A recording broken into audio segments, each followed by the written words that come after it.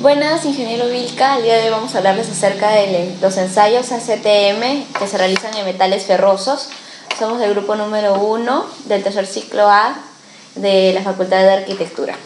A continuación va a hablar mi compañera Carolina Angulo.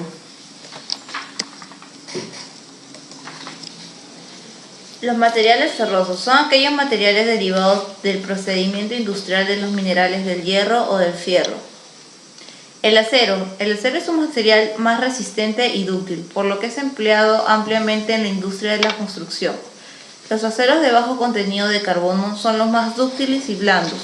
No responden de manera apreciable al calentamiento y al enfriamiento por inmersión y por común no se endurecen por medio de estos métodos. Tenemos las siguientes propiedades del acero, que es la elasticidad y plasticidad. Tiene la capacidad de recuperar de su estado primitivo. Resistencia mecánica. Tiene la capacidad de soportar esfuerzo. Tenacidad. Tiene la capacidad de resistir impactos. Ductibilidad. Tiene la capacidad de alargarse en sentido longitudinal, convirtiéndose en alambres o hilos. Maleabilidad. Tiene la capacidad de alargarse en sentido longitudinal, convirtiéndose en láminas. Fusibilidad. Tiene la capacidad de fundirse. Soldabilidad. Tiene la capacidad de poder soldarse consigo mismo. Dureza. Tiene la capacidad de resistirse a ser rayado por otro material. Propiedades y ensayos. Las propiedades de todos los materiales estructurales se evalúan por sus ensayos, cuyos resultados solo dan el índice de comportamiento del material que se debe interpretar mediante criterios de rotura, puesto que ni la forma y dimensiones de la probeta ni las condiciones de trabajo y el estado tensional son las mismas según una situación real y simulada por el ensayo. Hemos seleccionado 3 ensayos que creemos que son los más relevantes. A continuación les hablará mi compañera Luciana Díaz. El ensayo de tensión o tracción bajo la norma ASTM E8 en metales ferrosos. Los objetivos que tenemos son analizar el comportamiento de los materiales al ser sometidos a un esfuerzo de tensión uniaxial, reconocer y determinar de manera práctica las distintas propiedades mecánicas de los materiales sometidos a esfuerzos de tensión o tracción, reconocer y diferenciar los estados de zona elástica y la zona plástica en estos metales, construir e interpretar la gráfica de esfuerzo versus deformación, observar y reconocer las posibles diferencias que presentan los diversos materiales en cuanto a ductilidad y fragilidad. Muchos materiales cuando están en servicio están sujetos a fuerzas o cargas. En tales condiciones es necesario conocer las características del material para diseñar el instrumento donde se va a usarse, de tal forma que los esfuerzos a los que vaya a estar sometido no sean excesivos y el material no se fracture. El comportamiento mecánico de un material es el reflejo de la relación entre su respuesta o deformación ante una fuerza o carga aplicada, que lo podemos ver en las columnas cuando tenemos los proyectos de construcción. En un ensayo de tensión simple, la operación se realiza sujetando los extremos opuestos de la pieza de material y separándolos. La probeta se alarga en una dirección paralela a la carga aplicada. Los ensayos estáticos de tensión y de comprensión son los más realizados, además de ser los más simples de todos los ensayos mecánicos. Su procedimiento. Antes de comenzar a realizar los ensayos de tensión se deben tomar las respectivas medidas dimensionales de las probetas. Este procedimiento de medición es efectuado con un gran cuidado y debe implementarse la correcta utilización del calibrado. Vamos a ver un video en donde se demuestra este ensayo. El ensayo de tracción se realiza mediante una máquina universal de tracción que provoca la deformación de una probeta del material a ensayar al aplicarle una carga progresiva. La probeta se sujeta por sus extremos en la máquina por medio de mordazas que a su vez someten la muestra a tensión progresiva. Esta carga provoca que la probeta se vaya alargando en longitud y adelgazando en sección, de un modo progresivo hasta alcanzar la fractura de la pieza. Es por tanto un ensayo destructivo y para que sea válido la ruptura debe producirse en la zona central de la probeta. La máquina simultáneamente mide la carga aplicada y la deformación resultante. En un papel milimetrado se relacionan los datos de la fuerza aplicada a la probeta ensayada y la deformación que va sufriendo. Los datos de la fuerza aplicada se pueden convertir en tensión y así construir la gráfica esfuerzo de deformación similar a la que está representada en esta figura. Cuando la curva se desvía de la recta inicial, el material alcanza el punto de fluencia y desde ese momento el material comienza a adquirir una deformación permanente. A partir de este punto, si se retira la carga, la probeta mantendrá una cierta deformación permanente. El valor límite entre la zona elástica y la zona plástica es el punto de fluencia, punto que en ocasiones no es sencillo determinar observando la gráfica, y luego de esto habrá entrado a una zona plástica. A continuación va a hablarle mi compañera Merly de la Cruz. Características de los materiales elásticos. Primero tenemos el módulo de elasticidad o módulo de Young. Es el resultado de dividir la tensión por la deformación unitaria. Coeficiente de Point, que cuantifica la razón entre el alargamiento longitudinal y el acortamiento de las longitudes transversales a la dirección de la fuerza. Límite de proporcionalidad. Valor de la tensión por debajo de la cual el alargamiento es proporcional a la carga aplicada. Límite de frecuencia o límites elásticos aparentes. Se caracteriza por un rápido incremento de la deformación sin aumento apreciable de la carga aplicada. Límites de elásticos. Es el máximo tensión aplicada sin que se reduzca deformaciones permanentes. Carga de rotura o resistencia a tracción. Carga máxima resistida por la probeta dividida por secciones iniciadas de la probeta. Alargamiento o rotura. Se mide entre dos puntos. Longitud calibrada. Este último se mide por un extensiómetro. Reducción de áreas o estricción. Es el rango elástico de tensiones o deformaciones en áreas. Se reduce una proporción dada por el módulo de Point. Curvas de tensión. En el ensayo se mide la deformación de la probeta entre dos puntos fijos de la misma a medida que se incrementa la carga aplicada. Deformación elástica. Vamos a encontrar 4 deformaciones. Deformación elástica, deformación o cedencia, deformación plástica o estricción. Deformación elástica. La deformación se reparte a lo largo de la probeta. Fluencia o cedencia es la deformación bruta de la probeta sin incremento de la carga aplicada. Deformaciones plásticas. Si se retira la carga aplicada de dicha zona, la probeta recupera solo parcialmente su forma. Estricción. Las deformaciones se concentran en la parte central de la probeta. En conclusión, tenemos que la relación del ensayo de tracción nos dimos cuenta del comportamiento de ciertos materiales como el acero y el aluminio. A continuación sigue mi compañero Jason Anicama. Ensayo de torsión bajo la norma ASTM-E 143. Analizar el comportamiento de los materiales metálicos al ser sometidos a fuerzas de torsión.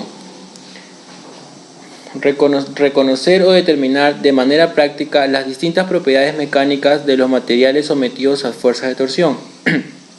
Calcular el módulo de rigidez límite elástico y compararlo con distintos tipos de materiales. Observar y reconocer las posibles diferencias que representan los diversos materiales en cuanto a ductibilidad y fragilidad. Introducción. Muchos materiales cuando están en servicio están sujetos a fuerzas o cargas. En tales condiciones es necesario conocer las características del material para diseñar el instrumento donde va a usarse de tal forma que los esfuerzos a los que se vaya a estar sometidos no sean excesivos y el material no se fracture. El comportamiento mecánico de un material es el reflejo de la relación entre su respuesta o deformación ante una fuerza o carga aplicada. El ensayo de torsión se aplica en la industria para determinar constantes elásticas y propiedades de los materiales. También se pueden aplicar este ensayo para medir las resistencias de soldaduras, uniones, adhesivos, etc. Procedimiento. El ensayo de torsión consiste en aplicar un par de torsos a una probeta por medio de un dispositivo de carga y medir el ángulo de torsión resultante en el extremo de la probeta. Para este ensayo se realiza el rango de comportamiento linealmente elástico del material. Antes de comenzar a realizar el ensayo de torsión, se debe tomar las respectivas medidas dimensionales de la probeta, diámetro y longitud de la sección reducida. Este procedimiento de medición se efectúa con un gran cuidado y se debe implementarse la correcta realización del calibrado, o también llamado pie de rey, instrumento de medición de vital importancia para tomar el valor de nuestros datos.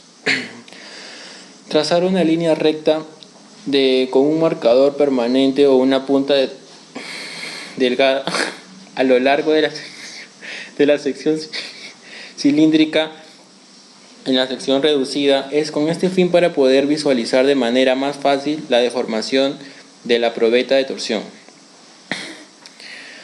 Fijar la probeta con las copas de la máquina de torsión, asegurándose de que el probeta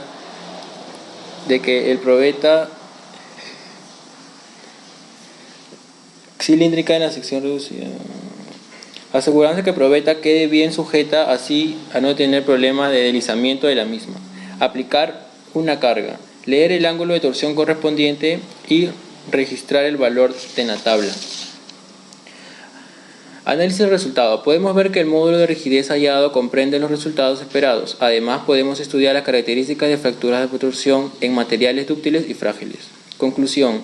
Los resultados del ensayo de torsión resultan útiles para el cálculo de elementos de la máquina sometidos a torsión, tales como el eje de transmisión, tornillos, resortes de torsión y cigüeñales. A continuación, mi compañera Caroline Farfán.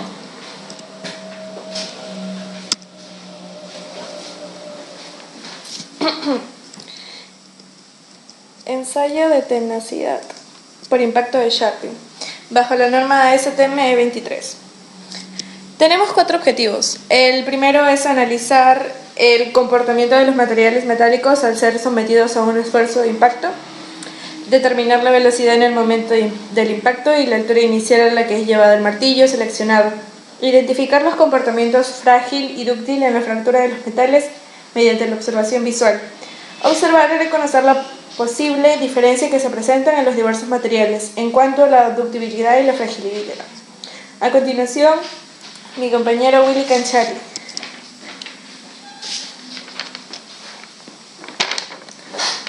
Introducción. En elementos sometidos a efectos exteriores instantáneos o variaciones bruscas de las cargas, las que pueden aparecer circunstancialmente, su falla se produce generalmente al no aceptar deformaciones plásticas o fragilidad, aún aquellos metales considerados como dúctiles. En estos casos es conveniente analizar el comportamiento del material en experiencias o choque o impacto. El ensayo de tracción estático nos da valores correctos de la ductilidad de un metal. No resulta preciso para determinar su grado de tenacidad o fragilidad en condiciones variables de trabajo. Los ensayos dinámicos de choque se realizan generalmente en máquinas denominadas péndulos o martillos pendulares, en las que se verifica el comportamiento de los materiales al ser golpeados por una masa conocida a la que se deja caer desde una altura determinada, realizándose la experiencia en la mayoría de los casos de 2 maneras distintas, en el método ISOT y el método Chapio. La energía absorbida por la probeta se puede medir calculando la diferencia de energía del péndulo antes y después del impacto, mediante la altura a la que llega el péndulo después de romper la probeta. El problema de este método es que resulta muy inexacto medir la altura a la que llega la masa. Entonces, como se sabe, el ángulo inicial del péndulo y la máquina registra el ángulo final mediante relaciones trigonométricas. Se llega a relacionar la energía absorbida en función de los ángulos y del largo brazo. Sí, mi compañera Carlos. El procedimiento. Los materiales y el equipo. El péndulo de impacto y martillo, el cual de número 4 y masa de 13.333. Y el galga para centrar probeta y la probeta de acuerdo a las medidas en el plano. Lo primero que tenemos que hacer es conectar y encender el equipo por la parte posterior para poder seleccionar el modo de las condiciones requeridas. Lo cual, tenemos las unidades de energía en joules. Lo primero que tenemos que hacer es subir el martillo a la posición más elevada con la palanca de posición enganche y presionar el botón compensante y usted verá que comenzará a parpadear, lo cual nos indica que está listo para medir. 3. Llevar la palanca hasta el tope central del realce para poder empezar este procedimiento. Tenga precaución al momento de realizar esto, ya que debemos estar detrás de una línea amarilla y estar frente a la máquina. De esta manera se realiza la prueba de torsión en vacío sobre el equipo. El péndulo descenderá solo cuando la pantalla registre el valor de la energía perdida o compensante y usted podrá retirar el pin de la posición de realce y llevar la palanca hasta la posición de brake o freno. Anote dicho valor. Cuando el martillo esté totalmente estático, retorna la palanca a la posición del enganche o inicial y de esta manera se desactivará el freno. Lo cual esto lleva a que el pin y el agujero esté dispuesto para que esté retirado. Asegúrese que el martillo esté en una posición bajo por seguridad, por el pasador en aluminio como se indica en la figura, y posteriormente ubique la probeta en la ranura adecuada utilizando la galga para dicho centraje en los apoyos de la máquina. Estos pasos se repiten 2, 3 o 4 veces, solo que esta vez será presionado por el botón de test en la unidad de control. Es necesario que usted utilice varias probetas para este ensayo, de manera que al final pueda determinar el promedio del material. Para este ensayo no olvide registrar el compensante y cada prueba por este varía en relación a las pérdidas por fricción, por lo cual repite estos pasos de 2 a 7 veces. En conclusión, la tenacidad es la medida de la cantidad de energía que un material puede absorber ante una fractura. La temperatura también juega un papel muy importante en esta práctica, ya que en los ensayos de impacto de Sharpie, a mayor temperatura es mayor la energía para romper el material y con poca temperatura el material se fractura con poca energía absorbida. A temperaturas elevadas el material se comporta de manera dúctil, con gran deformación y estiramiento antes de romperse. A temperaturas reducidas el material es frágil y se observa poca deformación en el punto de fractura. La temperatura de transición es aquella a la cual el material cambia de presentarse de una fractura dúctil a una frágil. En esto se aumenta el porcentaje de carbono. Al aumentarse el porcentaje de carbono, los aceros se hacen más frágiles y absorben la energía del impacto que determina la fractura. Gracias.